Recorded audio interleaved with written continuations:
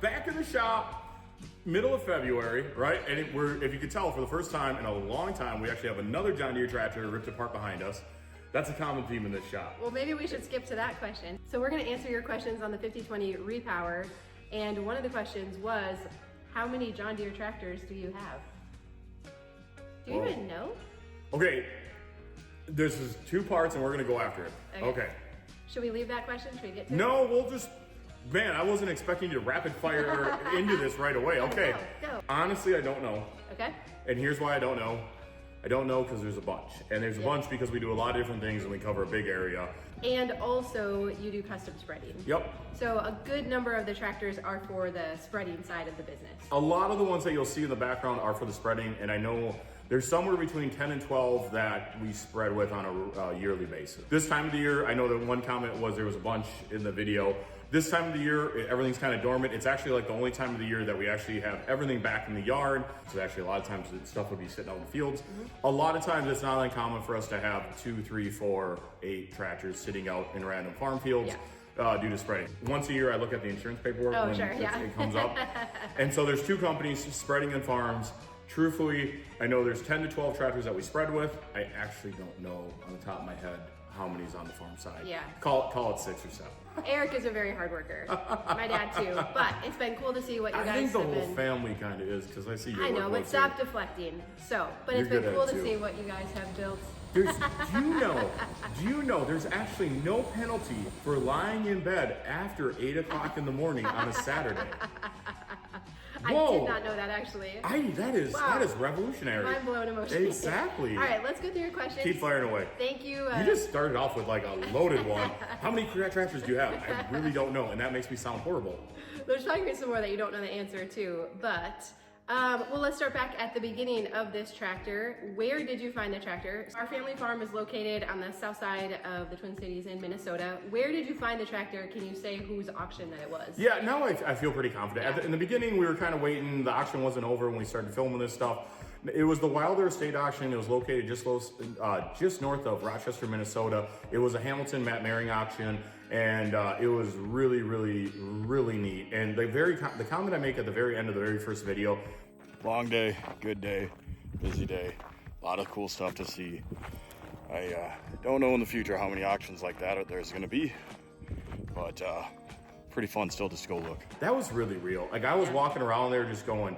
It was very common when I was a kid, walk around, you see an auction come up and you see some old classy tractors, maybe they had 4 or 5. This auction had close to 200. It was pretty amazing to see. Cool. And actually it was really fun about the very first video in this series. I got up super early, like 3 a.m. that morning, did a whole bunch of trucking, and I was clearing the day because I didn't know what I was going to look at. I went and looked at the tractor, seeing what we had to see, and then I'm just honestly just like looking around like, oh wow, what direction do I go? It was so neat. It was like a tractor show. It really was, yeah. And I mean, it was cool because you kind of felt like the spirit of like old hot rodders, because you could see what other guys were trying to do or did do, and it was really neat. And that's where I'm a little bit of a sucker. I love history, and I didn't realize there was that much old school farmer pride in me, but just guys that were like repowering stuff, like, you're cool in your own right. That's awesome. Fire away with the next one. All right, is that a superliner in the background? You know how to live, Detroit's and Max.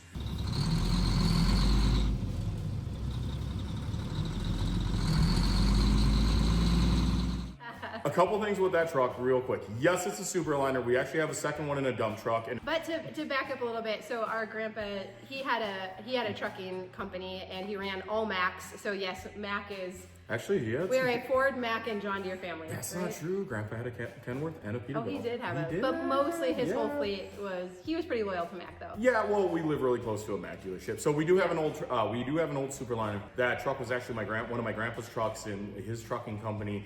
And we always kept it. And about 10 years ago, I rolled it in the shop and kind of went through it. And then it just kind of lived on. And it was really funny is to see some of the younger guys transition to wanting to drive it, which I think is hilarious. That's awesome. There's a backstory someday. We'll probably get into it because the VIN that truck has seen so many transformations. It's unbelievable. Yeah. But it's on the road today, and my grandpa drove it, my dad drove it. I gave Mom a few rides in it. Oh yeah, and, I got to ride in it yep. recently too, so yeah. Still a crowd favorite. Lots of questions about, is it gonna be a show pony or a workhorse? So are we gonna get it in the field and get it working? It's going in the field. It it's has to. Going in the you got to field. put a load on it, right? Especially after the dyno test. Yeah. What's the first thing you'll put in? I don't know, because we kind of have a problem, and the problem is our farm equipment lineup is either for tillage is either way bigger, predominantly over a four-wheel design, kind of put around a four-wheel drive Steiger, or it's way smaller. Okay. So you know how your dad likes to look at stuff on Marketplace all the time. What's he looking at? Anyways, next question. Fire away. You'll get to see come spring. All right, next question. Was that an original Kinze conversion? If so, have you contacted Kinze to let them know you're restoring it? Real quick for those, so Kinze was the one who put these diesel motors into the 5020s originally, correct? Because they didn't, from John Deere, they did not come with a diesel engine. Yeah, probably the easiest way to explain it is from John Deere, they came with a John Deere engine. And then through the years of just age, fatigue, some of those motors are failing. And so they're trying to find an inexpensive repower kit. And that's what this turned out to be. And in this article, there's an article out there by Heritage Iron Magazine. They go in depth in some of the things that was specific Kinze. Okay. One of the main thing was the frame rails. It was a 1x6 inch frame rail. That's what this tractor has. The other thing that really led me to believe is that a beefier frame rail than for the different? Different? Yep, John Deere was a stock C channel. The main thing was they widened it out to actually make it fit easier. Got it. Yep. And then the number one thing in that article is they actually started talking about the exhaust manifolds. And the one thing that we found out really quick, when we got the bus motor in here and we were looking at it, we were like, whoa, these exhaust manifolds are way different. Okay. The ones that were on the tractor were way beefier, and you could actually see where they actually took well pipe and then squashed it down. And then in that article, they actually talk about the custom exhaust manifolds. Okay. There was a comment, a guy said that his had the Kinze name spelled underneath it, or Kinze underneath it. Oh, really? This one did not, but you can tell the way these exhaust manifolds are made. They're identical to actually even the picture of the one sitting in the Kinze Museum. Okay, cool. I haven't reached out to Kinze yet. I wanted to. People had commented that Kinze didn't make any, didn't like write down any serial numbers. Oh, okay. And so we don't 100% There's no way know. to verify it. But going off of what that article said, it does make some sense. There is a really good interview with John Kinzenbaugh by Ryan Kelly. I watched this one completely, and the only thing that was really interesting in that interview is John talked about how they're actually, what they were doing at the time, they were just getting old motors from usually salvage yards and then rebuilding them. And that's actually why there's no two tractors that are the same. Oh, okay. And it really was kind of neat. Yeah. I found myself, I think the interview, it looks like it's an hour 28. I watched the whole thing, so I was just kind of fascinated by it because he was talking about that. But that's, they talk a little bit about the governor and what you wanted there, what they were looking for there. Okay. And so it's really good interview. Go check it out. But in that interview, they talk about how just basically they're getting truck motors from a junkyard, rebuilding them, putting them in. And that actually does make a little sense because if you actually scroll around on Google, go to like Google Images, no two conversions look the same. Okay, cool. So the other one, one of the comments that I seen, they were asking if it was a Tom Mead conversion. We really think that this one was Kinze just because it lines up with everything we've seen in that article. Okay. But yeah, the Mead stuff looks pretty cool too. Well, and that leads into another question is, what are you going to do for the exhaust and mufflers? Are you keeping that intake set up? Okay, so for right now, the simple answer is yes. And there's some debate. Okay, usually because I'm like middle-aged, I'll say old to the younger generation. Because like when you're 20, 40 sounds like horribly old, right? Usually I'm the guy that's like, put a dang muffler on it. I don't want to listen to that record. Right. This is the one time I'm like totally down with like twin stacks, Yeah. like straight pipes coming up. Yeah. Problem So is, you're not going to put back on what came with it? more than likely not the full truck exhaust. Now, Yeah. the problem is the other person that owns half of this tractor, he wants exhaust. Our father actually wants some small mufflers. Maybe it's a smart idea considering where we live, because we got a lot of neighbors. Yeah. Just say, hey, yeah, there's mufflers on it. They're like this big, but you know, there's mufflers on it. Air compressor has to kick in now. Give us 1 minute. Now that we were back in the shop and have silence because the air compressor quit running. Yeah, it's a real shop. All right, here we go. Is that fuel tank big enough for that? Looks like it could be thirsty for an all-day run. Diesel fuel is cheap when your ego's on the line, right? Yeah. Well, we should probably add in, Martin spent a lot of time on that fuel tank. Do you ever question if you've been a good enough friend to a friend that's done you a lot of favors? Not quite there yet. I think I might need to put more in it, maybe.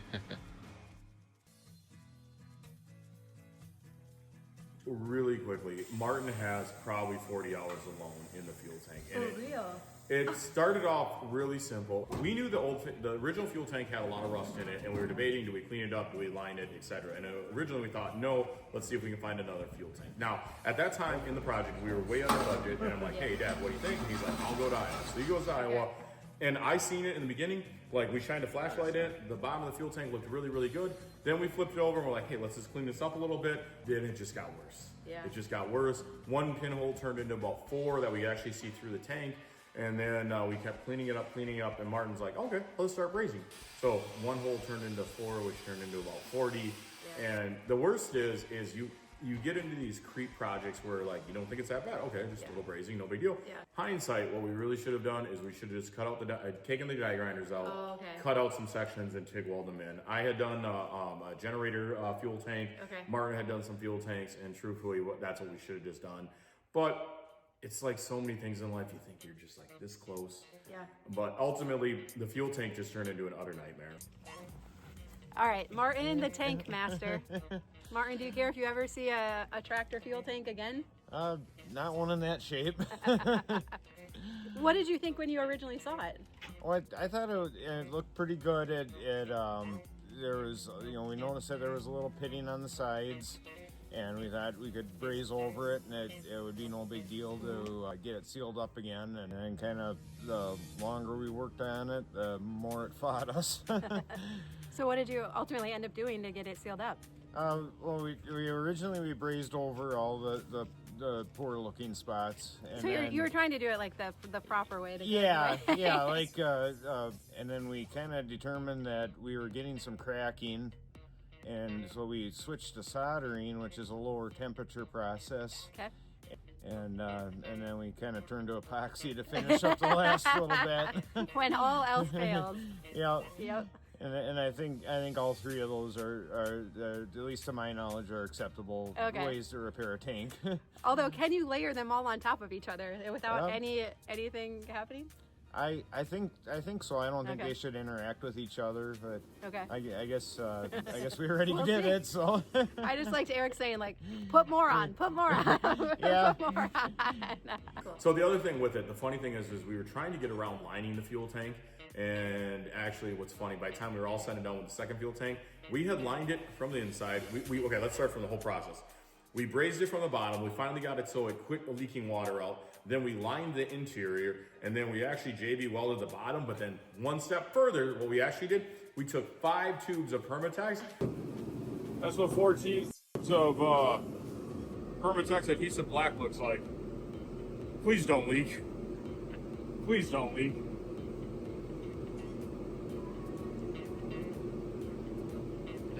I don't know. If it leaks now, I don't know what else we missed. Yeah. Yeah. Hard to say. I don't know what else we could have done to make it any better. Yeah. And lined the bottom with the JB weld with the Permatex. And all I can say is up to this point, there's not a puddle underneath that tractor. So it's not leaking. And is it big enough? Diesel feels cheap. What is the pistol grip lever for? Okay, you added the pistol grip, which was cool. What's that lever for on the tractor? That is actually the throttle, and it all started with me and Dad. Dad's a Ford guy, and then a little bit of a Mopar guy, and then I'm still a little bit of a Camaro guy. Camaro Monte Carlo, gotta love them. Okay, but Mopar had their 426 pistol grip. I think some 440s ran it too.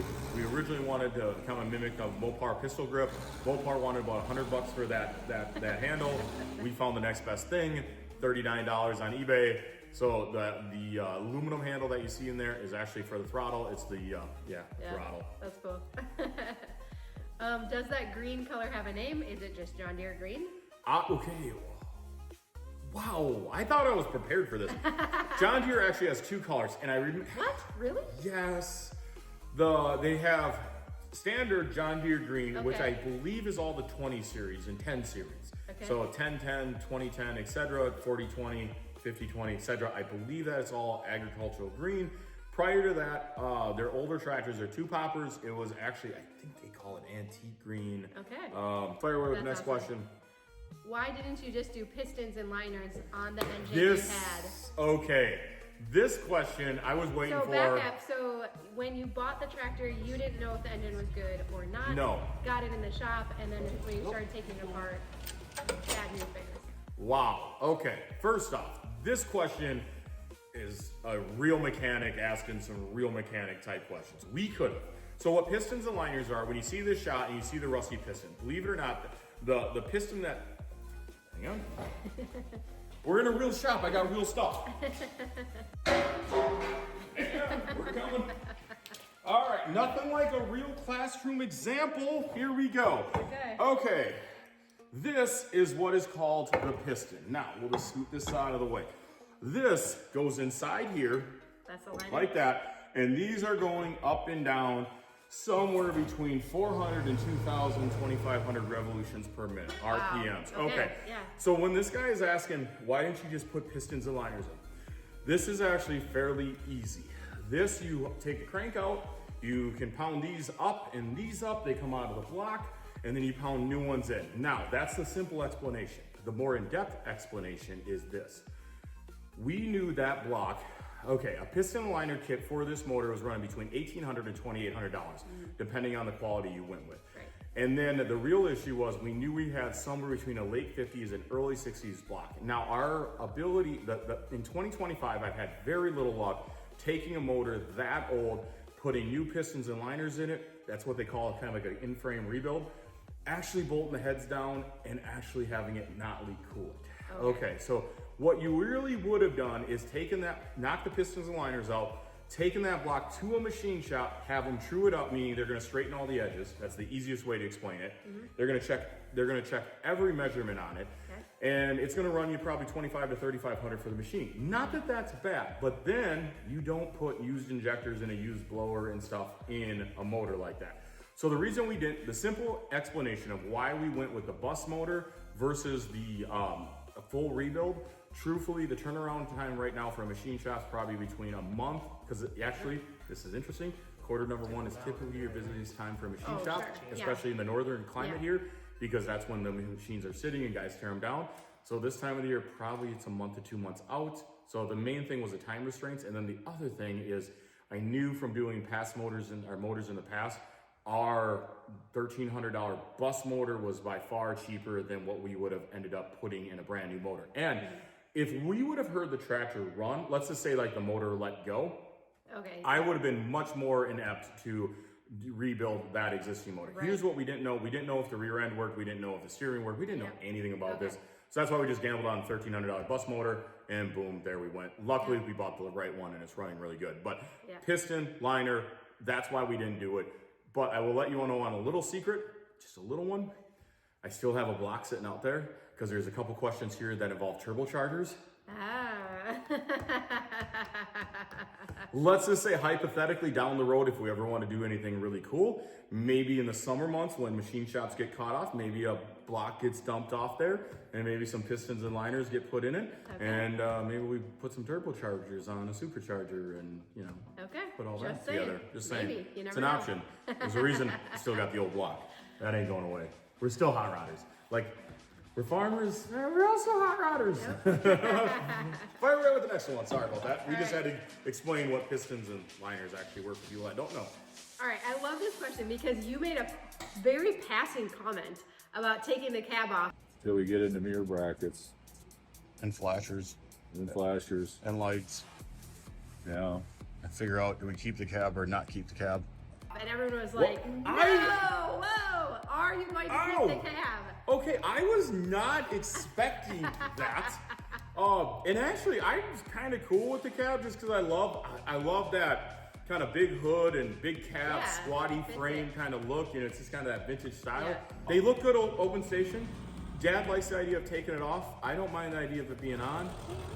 How many days in Minnesota are you actually glad to not have a cab on a tractor? Very few. Yeah, no, I get it. 4320, which we side dress a bunch with. So growing up, we had cattle. We did a lot of hay, alfalfa, etc. We used to use cabless tractors way more. These days, not having cattle, we don't really use them. The chances of us using this tractor probably spring and fall much more. So some days just being out of the wind, that's why I'm kind of like, let's keep the cab. But Yeah, well, I like still that. to be determined. I like what Raymond said. He said if you remove the cab, is the noise going to cause even more hearing loss, or will the bugs on your teeth be worth the smile? What? No. Okay, first thing. That would probably come back to the muffler situation. Yeah. Okay, luckily, ear protection on Amazon's really inexpensive, number one. Number two, actually, this is crazy, but I will tell you something. Tractor, open station with you on the seat is quieter than having a cab on. I grew up with this era tractor. I grew up with 50-20s, 45-20, etc. We actually did a lot of spreading once for a long time with 50-20s. We used to run in the winter with the windows open, and guys would ask you, why do you have the windows open? And it was let the noise out. Oh, really? That Interesting. cab just echoes the sound. So I know some other questions where you can put sound deadening foam in it. We've done that. Yeah. There's only so much. You can only get them so quiet. That's why a lot of guys actually like them without the cab. Actually, the noise went out. When you have the cab in, the noise is bouncing around in it. That's good to know. I mean, some old school farmers, there's a lot of days you'd see on a cold day in Minnesota, you'd see the back window open. Believe it or not, it was quieter if you opened a window or a door. And anyways, let's just say there's a reason ergonomics exists, and there's a reason nicer cabs exist. Yeah, that's good. How many hours did this project take you? Man, this one's in depth. Okay. Would you really even have a guess? I'm glad I don't know. Yeah. I'm glad I don't know. There was a lot of favors traded back and forth with friends. Other than me and my dad, everyone you see in the video has a full-time job. Swapped a lot of favors back and forth. But truthfully, if I was to look at like actual hours, because I always look at it as billable hours, like how many billable hours would you actually have had? I think the safest guess is somewhere between like 650 and probably like 900. I know I had 40 hours a week in it for at least 10 weeks, very easily. Dad had a match in that pretty close. That's a lot of hours that went into this tractor. It was, but I mean, like, I think all along it was just that comment of, hey, we saved a really neat chunk of history. No, it's we true. really saved a neat chunk of history. Well, and that's another question is, are you going to keep it or are you going to sell it? This thing's not for sale. Yeah. It's nothing personal. It just, I will be dead when this thing comes up for sale. I will tell you that. More than one, I mean, it just, what happens when you put that much time in something, and to me, it's actually not necessarily the time frame. Most people, when they do a restoration like this, it's probably 1 to 2 years. It's very common when you go to a car show, guys say, it's a 2-year build, a 3-year build. Yeah. We pushed this in the shop on November 25th. We drove it out of the shop January 25th, 26th. And so the fact that we did that, truthfully, no BS in 2 months. Now, our lives didn't stop. There's actually a lot of things behind the scenes no one's seen. We were still out spreading. We were still out trucking every day. There was a lot of wheels still going around. But that, I mean, the fact that we literally pushed it in with a skid loader November 25th, drove it out January 25th of 26th. That was that's hands down the fastest project like that you guys have done. What we knew is this is kind of our slow time of the year. This is about as slow as it gets. And if we didn't get it done now, it wasn't going to get finished. It would have been pushed into next year. And so we were just gearing up. Heater kicked on. I'll go turn that off. Well, it's real, right? It's real, right? The funniest thing in the world. Do you ever feel bad for a plumber? We have a friend who does heating and HVAC stuff, and all winter we've been fighting just micro little problems with the shop heat. So we have a secondary NIPCO as the backup heat, and yes, I just kind of laughed. All the shops said, like, there's the NIPCO, and it's like, I don't know why. But anyways, so I thought I had it unplugged, but yes, the shop heat, the makeshift shop heat just kicked on, and hey, we're rolling with it tonight. Next question. All right, my son loves to tinker. What did you start tinkering with that brought you to today and this project? Okay, so I love this. And so even though I don't have kids, I love looking at the next generation and be like, rock on, guys. Like, because there's so many neat things on YouTube. You can watch so many things these days, see how they come apart, etc. We pulled apart everything. Actually, it's hilarious. I got some footage of your kids smashing old radios. And I think it starts like that. It's the best way to see how things work. But you restored a 44 early on when you were younger. Yeah, me and Dad did that for a 4-H project. Go 4-H. Yeah, that was a big 4-H project. Yeah. No, that one was pretty neat, and that was actually the first tractor I bought. Oh, you know how many hog trailers I washed? Yeah. $1,700 divided by 15. So we used to, so our grandpa had a trucking business and they hauled livestock. So when they get back at the end of the day, we would wash the livestock trailers for $10. So we got paid $10 per trailer, but then our Well, it's real. That's our dog Mona that's been quiet the whole time. And she is warning us that there's a possibility of Danger. somebody outside the building. So our grandma would write us a $5 IOU for each trailer, and then when we went on vacation, we got to redeem the IOU so we'd get money for our vacation. Yeah. And Eric still has some of the IOUs. I still have some of that used. They're great. I had to wash 113 trailers to wash. And it took an hour, a little more per trailer. Yeah, every and bit. But the best part was, so I mean, it was poop, right, in the trailers, right? And we have pressure washers going in. So you come out like there's no getting away from it. You're covered in crap, like when you come out of the trailer. So like when you say 113 trailers, that was 113 times of being covered in crap when you came out of it. The other thing is between our family, because at that time it was like the typical big conglomerate family farm, or between our parents, our uncles, our grandpa, there was some time where between 300 to 4,500 pigs on the farms combined. So we were also washing a lot of hog barns at that time frame. Oh yeah, that's true. The hog barn. This is the one thing I can say to the next generation. I love when I go to a parts store and I'm like, because I like being upbeat and positive, and I'm like, hey, how's your day going? Oh, all right. And I'm like, oh, wow, bad day, huh? Wow, do you know what pig shit tastes like? Because I do. You'll never forget. Yeah, Never a lot. Yeah. So you want to tell me how bad the day is? Yeah. It's true. I worry that my kids are way too weak. I'm like, can I find someone some pig trailers to wash here? Like, because you will never forget that taste in your mouth. That's why I like the cattle. Because like once you got the trailers washed out, you know, it's like going to deal hang out with the cows was easy. No big Yeah, deal. we had beef cattle. Yeah. We always, like this farm here, we always had between 15 and 30 head. Grandpa's farm, we always had 75-ish, between 50 and 100, depending with calves, all that stuff. Yeah. So believe us when we tell you, even though we didn't milk cows, we did daily chores every day. And honestly, it's looking back, it's one of those things like if it didn't kill so you, good. it made you stronger, right? No, so good. If you can do that, probably what can't you do? Well, and that leads us to then another good question is there another generation to continue on the farm? For her, yes. For me, it's still up in the air. Single, never been married, no kids. Who knows what the future holds? Yeah. I just, all through my 20s and 30s, I just wanted to work, and we're not going to dive into the story too deep, but early on, I ended up buying some of the members of the family farm out. Yes, you find out really quickly how much money that actually takes. Yeah. I mean, you worked your butt off to get here, so. Yeah. Not a lot of women will put up with that. so. That's a fun race. It's true. So. I always love all the commercials where they show the dad and the kids playing in the living room and the mom's in the house cooking. And I'm just like, that's so fake. That's so not 2025. That's awesome. Yeah. So definitely Corbin, my 11, almost 12-year-old, he's the most into the farming and the equipment and everything, so. Yeah, don't you think though too, like some things change with age. I mean, I remember getting through those high school years and I just wanted absolutely off the farm. Oh, yeah. Even in like in the early 20s, didn't necessarily want it. I mean, it was just kind of like a job you did. You Totally. helped the family out. Yep. But it wasn't necessarily your thing. Mm-hmm. But then you get older and it's kind of that trade-off, like you kind of want to live the way you grew up, Yeah. but you really don't get to live that way unless you're playing the farmer game. Yeah. And so, I don't know, bittersweet trade-offs, good and bad. Yeah. You know? So to answer the simple answer to the question, to be determined. Yeah. No, I have to see if you put me in a tractor this spring.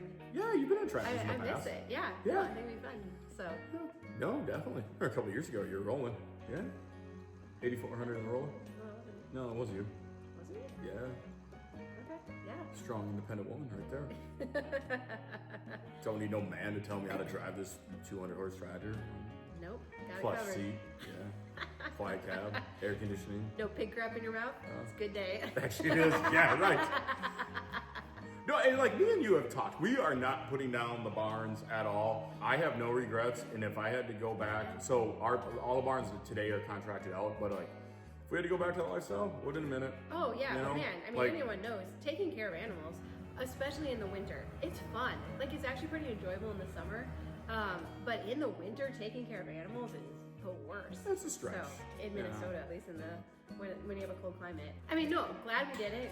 been there, done that. Yep. Also glad that we don't have any livestock right now.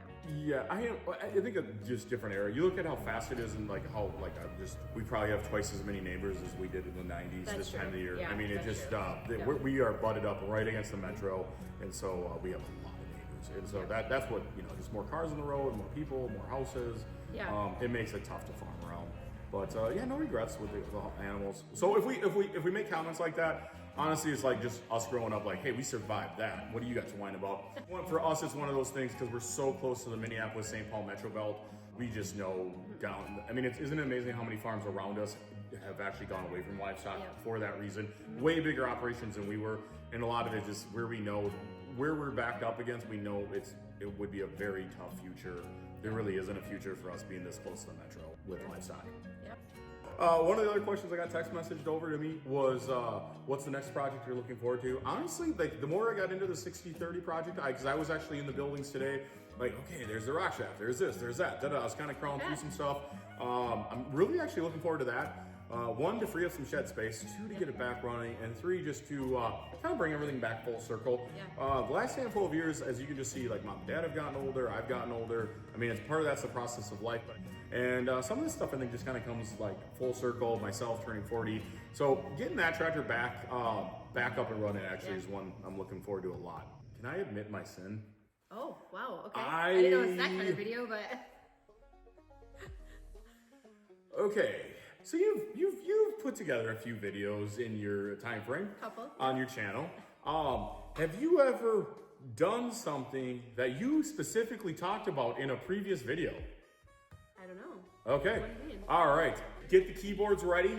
Get ready. Fire away the negative comments. Here we go. I'm gonna just clean the conscience right now. So a week ago, we put a really cool tractor on a dyno. And prior to that, when I was rebuilding the hydraulic pump with Mechanic Larry, we had talked about checking pressures on that pump. And we like covered this. Okay. Okay. One of the first questions I seen, and it was a good one. And they were talking about the hydraulic valve on the left-hand side, blah, blah, blah. I was checking some things out. But as soon as I seen this question, just like my eyes got like this big, and I was like, you gotta be kidding me. I didn't do that. Okay. In the video where we put the hydraulic pump back together, we talk about once you get it in the tractor and you get the tractor running, you have to check your pressures. Okay. I never checked the hydraulic pressures on that tractor. Okay. And so... What could have happened? Well, here's the problem. You know how the PTO clutch is all held together by hydraulic pressure? Okay. There is a chance that the reason it only made 135 horse and not like, way more, we might be low in hydraulic pressure. Yes. I was in such a mad dash and a mad rush trying to get this together and having Larry come and all this stuff. I never put an actual hydraulic gauge in, like either SCVs or anything like that. All right. And so... Are you gonna check it? Yeah, now I kind of gotta. So if the pressure is good, that means the dyno is accurate. If the pressure is low, that means maybe you could have got a little more out of it. Yes. So we might have to dyno it again? And yeah. As soon as I see this comic, it's like, okay, so that whole day was a blur. We get it in there. And I was good, because like to me, everything was like just testing the motor, blah, blah, blah. But I actually have a friend who is a mechanic who is really worried about this stuff. I know he is cringing right now, going, are you kidding me? Yeah. Like, we specifically covered this when we were building the hydraulic pump. That's and it's awesome. like, oh, you're just really kind of excited about putting it on the dyno. And you never put a gauge in to actually see what the pump was actually. Yeah. Nope. So there you have it. Learn something every day. There you have it. Experience is the best teacher. That's Comment what I tell down the below. Oh, it was just so many things going on that day. But yep, so there you got it. I never read pressures. Should have. Super easy to do. I actually put hydraulic hoses together on the SCVs because I was flushing all the fluid through and all this. And I never grabbed a pressure gauge. So there is a possibility that could have made way more, could have made way less. Post it. Yeah, we're gonna start there by seeing actually what pressures are. So. All right, a lot of confusion over the hood of the tractor. So it came with a hood that said 60/30, but you kept calling it a 50/20. Yep. When we ran the serial number on the back of the tractor, it was a 50/20. It was advertised that way. But yeah, they put the 60/30 stripes on it at one point, and it just kind of stuck. I think it's kind of like cars. You'll see like Hemi emblems on a non-Hemi car. You'll see Cobra Jet emblems. So somebody just really wanted it to be a 60-30? Yep, kind of make a replica. Okay. The only cool thing, I like that stripe design, and I think we're gonna stick with that. We'll just get kind of the right numbers on it, and we're gonna do some cool stuff there. A lot of questions back and forth on what actually the real horsepower is versus what it made on the dyno. Why did it make less on the dyno than what it would say? Okay, from GM, just to kind of clear some things up. From GM back in the day, it was called a 318 Detroit. It stood for 318 horsepower. Yep. There's some few variants with that, and depending on where the governor is set and where the injectors are, etc. Typically, to the best of our knowledge, I think that's a solid 300-some horse. Yeah. And then which I think many people agreed with you. A lot of people did. There was just a little bit of confusion on that. Okay. There's a little bit of, I seen one where there's a little bit of a battle back and forth on like horsepower versus that. Okay. Being guys, we all have egos, but we also got to take a trip back in time to see what motors were. And you got to start back in the 1900s, look at the Model A, and go and see how each series went up. Detroits weren't known for making big torque bands. That kind of came later. I actually had one of the coolest conversations with my Uncle David, who's 71, 72. And he was telling me, he's like, back in the 60s, this motor was everywhere. GM motors were in a lot of different pieces of equipment. But as things got better, emissions came out. He said late 60s, early 70s, there was the beginning steps of the emissions. And he said it was actually then when he started seeing the Cummins come into factor, a lot more Cummins engines out. So if you're a guy and you truly have driven a lot of different pieces of equipment, I'll tell you this 318 Detroit screams, it's awesome. It does not have like your typical 855 N14 big cam Cummins torque, but it's also just, who cares? It's cool in its own right. I'll never use it to its full capability. Okay. If you see the progression of horsepower, Cummins comes in, you got a lot of low end torque. Mack had their Max 9 motors, Cat 3406Bs. I mean, there was a lot of stuff you could do, and then there was always what the hot rodders could do to them. Did better motors come down the line? You could argue it, but did Detroit do write its chapter of the history books? Yeah, it did. One last question. There's a guy who said he always wanted to put a 300 Max 9 motor in it. Respect. For those of you that don't know what the true old school Max 9 motors were, they were a diesel motor, but they were known for very, very low end torque. And so what that means is you could step the clutch out in just about any gear and take a fully loaded truck and just like take off with it. It didn't matter. It just had a lot of low end grunt. And yeah, so anyone that's actually ever dealt with the true old Max 9 motors, you know at 1,000, 1,200 RPMs, you could do anything with that motor. There's a lot of old cool motors. They all kind of had their place. And I like to look at it that they all kind of wrote their chapter of the history books. But overall, no regrets, huh? No regrets. It was a fun project. I mean, what's really kind of neat is we have it just kind of out there for everybody, but it was cool to see how it brought everyone together. That's what, I mean, I was down here, I'm like, there's 5 people working in here right now. It was really cool. It got chaotic. And I also hope Corbin Gage, as they get older, I hope they can look back and be like, hey, I remember that. That was awesome. Yeah. So, yeah, no regrets. A lot of fun. Yeah. All right, so on to the next project, huh? Yeah. It's actually sitting right behind us. This one's like a side. So next week. It's not going to get quite as much dedicated effort right away? No, but it had as much of a letdown, let me tell you. Oh, no. Okay, so 3020 behind us, we're rebuilding the hydraulic cylinders. We didn't think this was going to turn into a full-fledged project, but it did because the cylinders came apart really hard and went together really hard, and well, you'll probably see it next week. What's your take? Yeah, I think it's just fun anytime you have something that's, like you said, a piece of history. Our dad and our uncle remember seeing them go down the road, and so to be able to bring it full circle like this, I think it was super fun. I think it's really neat that this tractor could have easily went to the scrapyard, but instead it's getting to write the next chapter, and the next chapter kind of starts here in 2025, which I think is kind of cool.